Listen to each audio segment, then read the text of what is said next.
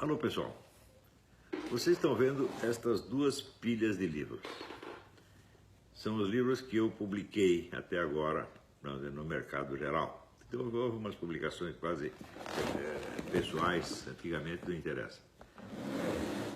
Essas duas pilhas são distintas. Estes são os livros que eu escrevi porque eu queria. Estes são os que eu escrevi porque o Brasil precisava. Dos livros que eu queria, eu omiti mais ou menos uns 30, que não tendo tempo de escrever, eu gravei nas aulas e aguardam transcrição. Eu estou aqui sofrendo que nem um burro de carga para poder, agora aos 70 e tantos anos, corrigir essas transcrições uma por uma e transformá-las em livros, como é o que eu queria fazer desde o começo. Eu tenho que parar isso aqui e conceder o meu tempo a este negócio aqui, a estes assuntos fecais brasileiros, porque era absolutamente necessário fazer isto. Comecei, quer dizer, com o livro A Nova Era e a Revolução Cultural, publicado em 1993, mas eu comecei a me dedicar a esse assunto em 1989. Eu tinha 42 anos, com uma conferência na Casa do Estudante do Brasil, no Rio de Janeiro, sob o título O Fim do Ciclo Nacionalista. O tema era o seguinte: toda a história brasileira, a história da cultura brasileira, era a história da busca de uma identidade nacional, que ainda estava em discussão naquela época, justamente uma época em que as identidades nacionais já começavam a ser dissolvidas num esquema globalista. E a própria ideia de soberania nacional começou a ser abertamente condenada em favor de uma transferência de soberania para os organismos internacionais e os grandes grupos megabilionários, né? Então eu me colocava o seguinte problema: parece que o Brasil chegou atrasado. O Brasil não vai conseguir definir a sua identidade nacional e se afirmar como nação. Por quê? Porque as nações estão acabando.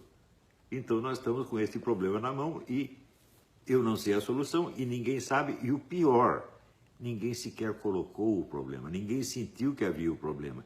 Mas eu sentia e por isso mesmo me vi obrigado a expor esta questão que ninguém desejava ou ninguém conseguia sequer conceber. A partir daí, continuei escrevendo várias coisas que me pareciam o meio indispensável para esclarecer vários problemas e dramas que afetavam a nossa nação e que provocavam derrota, sofrimento, fracasso, tudo, para tudo quanto é lado. Então, eu comecei com a Nova Era e logo em seguida lancei O Imbecil Coletivo, que foi um sucesso extraordinário, vendeu várias edições logo nos meses seguintes. A Nova Era também. A Nova Era nós vendemos a primeira edição inteirinha no primeiro dia, e logo em seguida fizemos mais duas, né? Mas o Imbecil Coletivo foi um sucesso extraordinário, mas foi em parte aquilo que os franceses chamam de succès d'escandale, sucesso de escândalo. Quer dizer, as pessoas compravam o livro não porque elas gostassem do livro, mas porque elas eram personagens do livro, né? E então, pelo prazer de passar vergonha, comprava o livro, né? Então, o livro tratava basicamente da intelectualidade esquerdista, que dominava todos os meios de expressão e comunicação no país desde a década de 60. Não se iludam com o termo ditadura militar, porque na época do governo militar, este mesmo pessoal da esquerda já dominava toda a mídia, sem exceção, todas as universidades, o mercado editorial e tudo mais. Quer dizer, todos os canais por onde se pudesse discutir ideias estavam na mão desta mesma Curió. E eu peguei ali, um por um, demonstrei que era um bando de incapazes que só sobreviviam graças à interproteção mafiosa, um puxando o saco do outro puxando o saco do um, e que, graças a eles, a cultura brasileira tinha sido reduzida a um lixo. Quer dizer, eles modelaram a cultura pela medida do seu próprio cérebro, que era evidentemente inferior. Graças a isso, foi quebrada a hegemonia intelectual da esquerda. Hegemonia intelectual significa o seguinte: um certo grupo controla o repertório de ideias e problemas que podem ser discutidos e coloca os outros, vários outros para baixo do tapete e ninguém mais pode falar. Ou seja, nós tínhamos mais de 40 anos de controle esquerdista da opinião pública, controle total. Não havia um jornalzinho de direita, não havia um colunista de direita no Brasil inteiro, para não dizer que não havia, não tinha o Roberto Campos, que já estava, acho que com 173 anos de idade, e em função do seu prestígio de ex-ministro e tal, davam um espaço para ele. Então, logo puderam se livrar do Roberto Campos, se livrar do Paulo Freire, que eram os dois últimos sobreviventes. Então, no Globo, por exemplo, você tinha um colunista de direita para 100 de esquerda. O redator-chefe, Luiz Garcia, reconheceu isso. Falou: não, nós damos todo espaço para a esquerda e só um pouquinho para a direita, estava dando na vista, então daí nós até chamamos Olavo de Carvalho para escrever um pouquinho lá. Quer dizer, não era para equilibrar, só para dar a impressão de equilíbrio. Isso para vocês terem ideia da gravidade da coisa. Isso se obtinha não só pelo controle administrativo, funcional e econômico dos meios, mas pelo controle intelectual, ou seja, pela liderança intelectual. Você cria uma casta de líderes intelectuais que se tornam tipos intocáveis, vacas sagradas, e elas, a presença delas, a presença desses numes tutelares, cria, vamos dizer, uma noção do prestígio intelectual que ninguém ousa desafiar. E o que vai contra o prestígio, evidentemente, vai para a lata do lixo. Eu concebi toda esta série de livros para acabar com isso. Eu não sabia o que vinha depois. Se me perguntar, mas o que virá depois? Eu não sei. Mas, não tinha nenhum plano de tomada do poder, de criar um partido de direita, nada disso. Eu falei assim: só vou remover o problema. E assim, esse é que nem um câncer, você está entendendo? Você não vai dar saúde para o cara, você só vai remover o câncer. Depois o organismo trata de ser restaurado do jeito que ele puder, tá certo? Então, eu não tinha receita para o Brasil, não receita de um Brasil melhor, não tinha nada disso. Falou: só precisa remover essa porcaria, depois o resto, o povo, a espontaneidade da sociedade resolve o problema. Esta foi a minha ideia. A operação foi um sucesso estrondoso, muito maior do que eu podia imaginar, porque além de remover da cena pública uma multidão de picaretas coroados, né, isso ainda estimulou, deu coragem e criou os meios para que centenas ou milhares de jovens talentos começassem a dar as suas opiniões. Primeiro pela internet, alguns até conseguindo entrar na grande mídia, como por exemplo o Felipe Moura Brasil, né? E decorridos uns 10 anos do início da operação, as coisas começaram a dar certo exatamente do jeito que eu havia planejado. Abriu-se um espaço para novos opinadores. Eu, evidentemente, eu não esperava que dessa primeira geração de novos opinadores aparecesse nenhum gênio da filosofia, nenhum gênio da pedagogia, mas pelo menos, vamos dizer, uma geração de jornalistas um pouquinho melhores. E, de fato, os que apareceram eram pessoas que trabalhavam exclusivamente na esfera jornalística. Não tinham trabalho de filosofia, não eram capazes de examinar as questões mais profundas que eu examinava nesta série aqui, e em parte até mesmo dentro desta. Mas se limitavam à crítica política. E dessa crítica política, não aprofundavam nem mesmo a discussão dos problemas ideológicos e estratégicos, mas se centravam no combate ao que se chamava corrupção. Você vai ver que toda a oposição ao PT, que apareceu entre os anos, sei lá, do ano 2000 até 2013 praticamente, quase tudo se centrava só no problema da corrupção e nem sequer discutia questões mais profundas. Não se mencionava nem mesmo o Foro de São Paulo. Mas, vamos dizer, esse ataque antipetista acabou por corroer, vamos dizer, o prestígio do partido governante, que era, vamos dizer, o topo da hierarquia esquerdista da qual o partido dito de oposição, PSDB, também fazia parte. Mas o PSDB também tinha relações íntimas com o próprio Foro de São Paulo. Então começou a corroer, quer dizer, o prestígio da classe política dominante e abrir espaço para novas possibilidades. Tudo isso quem fez foi este que vos falo. Eu fiz isso sozinho. Não vem dizer que teve Graça Salgueiro, teve Reinaldo Azevedo, teve Heitor de Paula, porque eles entraram muito mais tarde e com uma perspectiva muito limitada. Né? Só tocavam no assunto político imediato, não tinham capacidade para fazer uma análise estratégica, muito menos análise estratégica cultural mais profunda, para examinar o fundo cultural e psicológico das questões. Então, colaboraram um pouco, sem dúvida, mas, comparado com o que eu fiz, eu nada. Quer dizer, isso tudo saiu dessa minha cabeça, só dela, e deu certo. Por isso que, quando houve aquelas manifestações de 2015, saiu aquele bando de gente na rua, o cartaz Olavo tem razão, porque era o Olavo contra o resto. Claro que havia pessoas que estavam do meu lado, mas elas vinham atrás, tá certo? E colaborando dentro da esfera modesta, que era o âmbito das suas capacidades, tá certo? Muito bem, eu fiz tudo isso, deu certo, estou muito contente, tá certo? Eu acho que, pelo menos nesta parte, eu fui o autor mais compreendido que já houve no Brasil. Não posso dizer, eu sou um gênio incompreendido, eu não sou nem um gênio nem incompreendido. Eu sou um escritor, bom escritor, sem sombra de dúvida, tá certo? Muito bem compreendido pelo seu público. Tão compreendido que mudou não apenas a opinião pública, mas mudou o cenário político inteiro. Eu teria preferido que, em vez de concentrar todo esse movimento de oposição numa candidatura presidencial, tivesse havido um trabalho de mais profundidade, de organização da militância, criar comitês de bairro, essa coisa toda, de mais longo prazo. Mas já que concentrou na candidatura do Bolsonaro, e que é uma candidatura de um homem honrado, então é meu dever apoiá-la de algum modo. Não sei o que vai acontecer depois, não sei se junto com o Bolsonaro não vai vir um bando de picareta, porque eu já conheço os nomes dos picaretas que estão lá cercando o Bolsonaro para tirar proveito dele e, se necessário, jogá-lo fora depois. Já conheço um por um os nomes, né? Vocês não estão me enganando nessa, não. Eu não sou desses caras que dizem eu nunca me deixo enganar. Sim, eu já me deixo enganar várias vezes, mas dessa vez não. Né?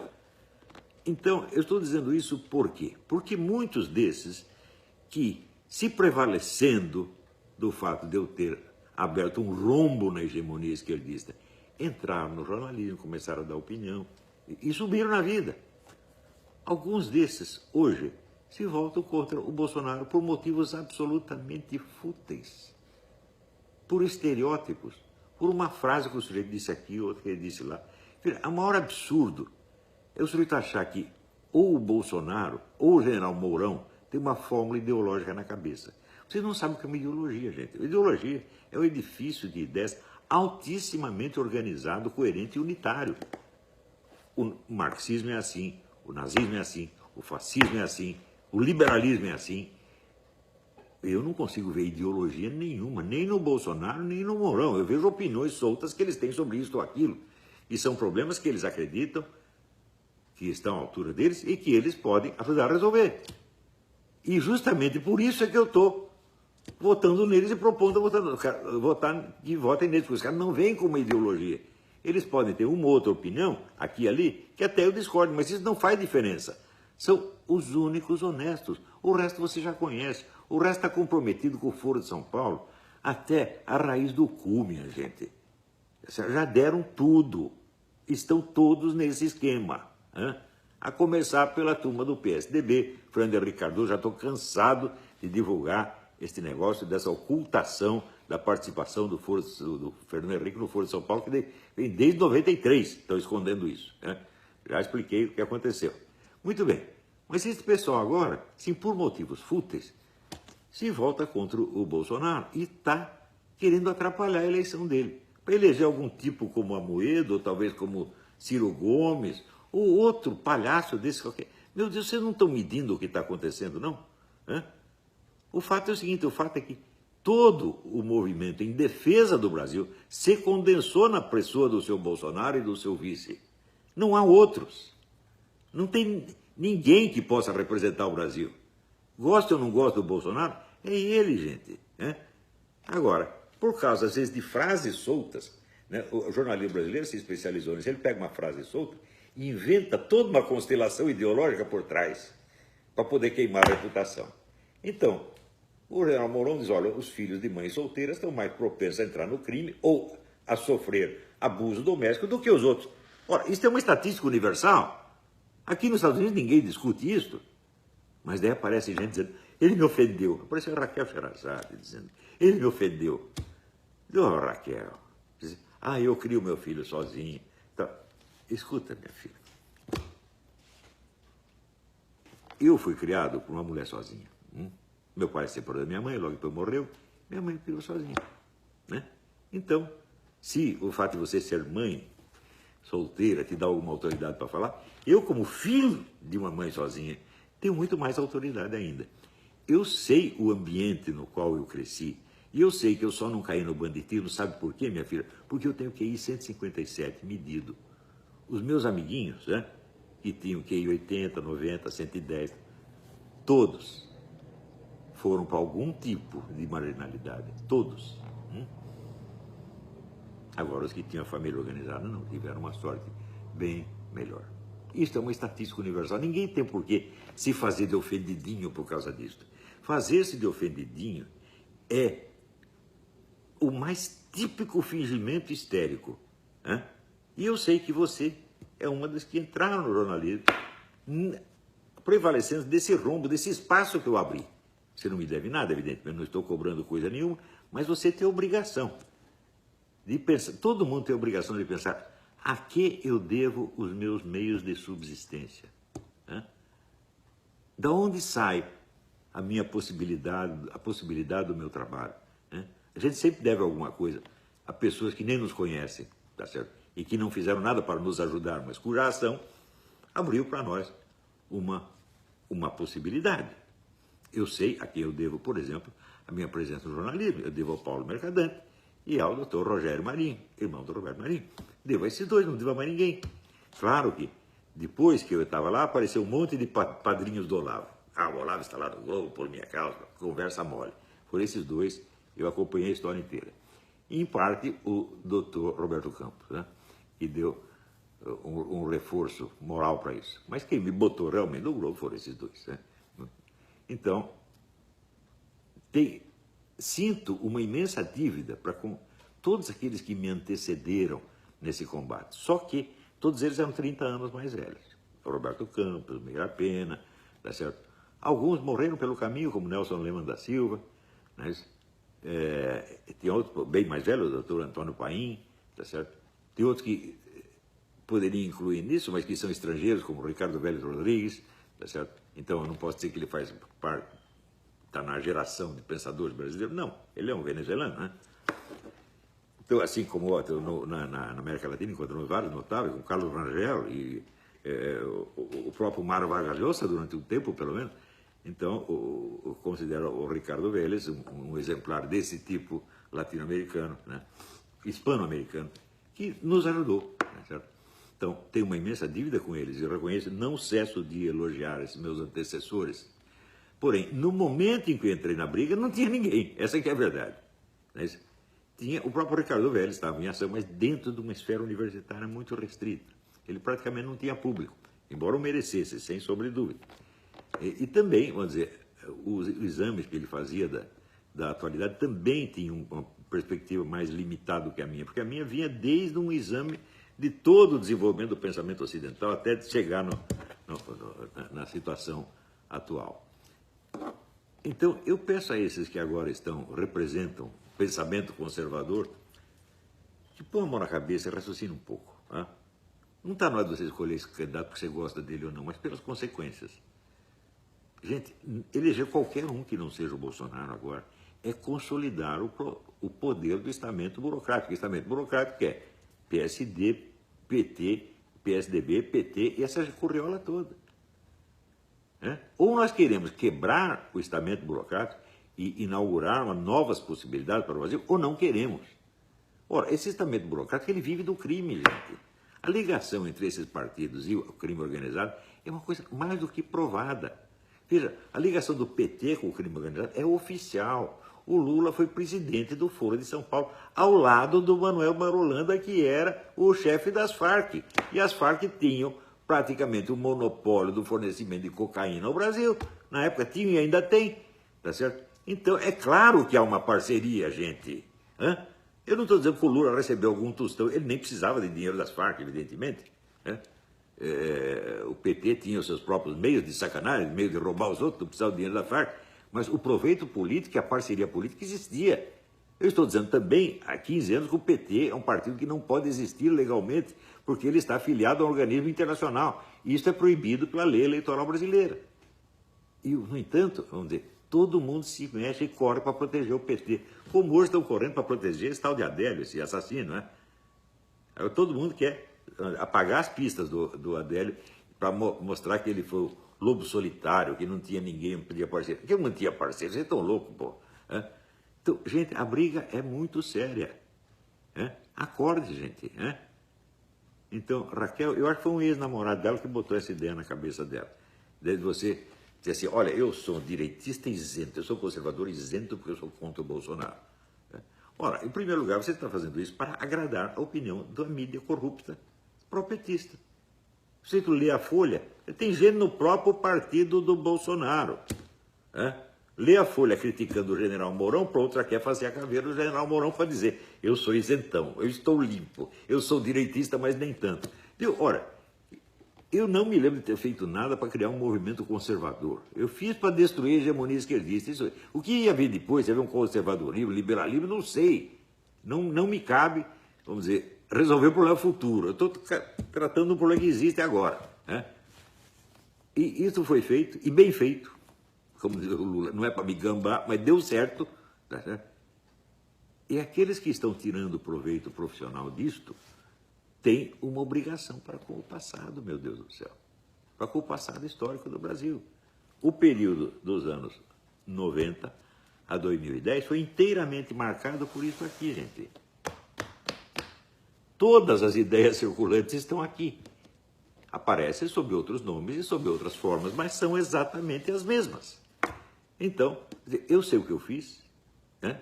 Eu sei quem eu sou, né? Eu sei o quanto custou, de sacrifício pessoal, ameaça de morte, perdi todos os meus empregos na mídia brasileira, todos. Eu não estou me queixando porque depois inventei o meu curso e estou ganhando mais dinheiro com ele do que ganhava na mídia. Então, emprego na mídia, como é que se diz? Pode ser o futuro dourado, mas só de garotinho que saiu da favela. Eu quero, quando eu crescer, eu quero ser redator do Globo. Né? Eu já fui redator do Globo, já fui redator do Mundo Jornal, acho uma bela porcaria. Né? Hoje as coisas estão muito melhor. Né? Mas para aqueles aos quais o meu trabalho abriu uma perspectiva, gente, você não tem uma dívida de gratidão comigo, mas você tem uma dívida intelectual. Você tem que ler esta coisa aqui e raciocinar. Tem gente que nunca foi meu aluno, leu superficialmente 1 ou 2 livros, especialmente O Mínimo, que é o livro que teve mais difusão, O Mínimo e O Imbecil, os 2 livros de maior sucesso. Leu isso, mas não tem ideia sequer do que seja a minha filosofia política. Mesmo porque ela não está impressa, ela só circula nas gravações dos cursos que eu dei no Paraná a respeito. Ali está o núcleo do meu pensamento político. Não está nem aqui. Mas pelo menos isso aqui vocês têm que ler e raciocinar um pouco. E entender por que eu estou apoiando o Bolsonaro, meu Deus do céu. Não é porque gosto dele. Não é porque sou entusiasta desta ou daquela ideia solta. Não. É porque foi o único que saiu do Congresso limpo de contaminação. Não é só com corrupção, mas com envolvimento no esquema tucano-petista. É o único que está fora disto. E é o único que pode fazer algo contra isto. Tá bem? Então, é isso. Pensem, gente, tá? E vier com a conversa do general Mourão. Ele falou isso, eu fiquei ofendido. Pelo amor de Deus. Né? Você fica ofendido com uma estatística, você não tem... Ô, Raquel, o que você tem na cabeça, minha filha? Né? Eu deveria ficar ofendida. Ele disse que os homens criados por mães sozinhas são bandidos. Ele não falou nada disso. Ele repetiu uma estatística que é universalmente conhecida, que ninguém contesta, e ninguém tem o direito de ficar pessoalmente ofendido por causa de uma estatística. Né? Isso aí é típica linguagem histérica da esquerda. Né? O que é o histérico? É o sujeito que não acredita naquilo que ele vê, mas naquilo que ele mesmo diz. A fala sai daqui, entra por aqui, ele se persuade a si mesmo. E representa aquilo com emoção. É o que você está fazendo. Está inoculando em você mesmo uma emoção com base numa informação falsa e representando o papel. Vamos parar com isso, gente. Veja, o diálogo histérico é o principal modo de ação dos bandidos na política. Eles não querem a realidade dos fatos, eles querem emoção. Chorar, gritar. Por exemplo, com o Bolsonaro, eles fazem o seguinte, eles querem mostrar que eles têm muito medo do Bolsonaro, de modo a que as pessoas meçam a periculosidade do Bolsonaro pelo medo que vê estampado na cara deles. Quando você vê as pessoas gritando, o Bolsonaro, você tem a impressão que o Bolsonaro bateu neles, estuprou, cortou um pé deles, enfiou um abacaxi no rabo deles. O Bolsonaro não fez nada, pô. Na verdade, ele fez. Tem uma ou outra frase solta, que é, vamos dizer, uma frase hiperbólica de vez em quando, né? Que não configura nenhuma proposta ideológica, nada, zero, zero, zero, zero, zero. E o pessoal pega isso e cria a imagem, não só a imagem do monstro, mas cria uma identidade ideológica inexistente. Por quê? O público não sabe o que é fascismo, nazismo, etc. Só sabe que é coisa ruim. Então você gruda esse carimbo no cara, a pessoa acredita. Então, não sendo capaz de discutir as questões específicas, dissolvem isso em rótulos genéricos, né? E sublinha, reforça os rótulos genéricos com demonstrações de emoção. Estou ofendido, estou magoado, fui discriminado. Ora, porra. Conservador, gente que se diz conservador liberal e entra nisso, é um coitado, você é um escravo do seu inimigo, pô. Vamos parar com isso, tá bom? Até a próxima, obrigado.